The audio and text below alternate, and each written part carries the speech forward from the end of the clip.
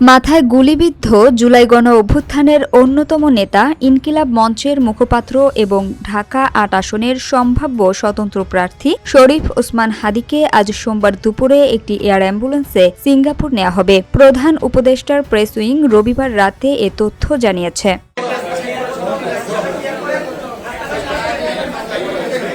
Press wing জানায়, প্রধান উপদেষ্টা অধ্যাপক মোহাম্মদ ইউনূসের নির্দেশে রবিবার সংস্কৃতি উপদেষ্টা মোস্তফা সরোয়ার ফারুকী, প্রধান উপদেষ্টার স্বাস্থ্য মন্ত্রণালয় বিষয়ক বিশেষ সহকারী অধ্যাপক ডা মোহাম্মদ সায়েদুর রহমান, এভারকেয়ার হাসপাতালের বিশেষজ্ঞ চিকিৎসক ডা জাফর ও ওসমান হাদীর ভাই ওমর বিন হাদীর মধ্যে এক জরুরি টেলিফোন কনফারেন্সে বিষয়ে সিদ্ধান্ত হয়।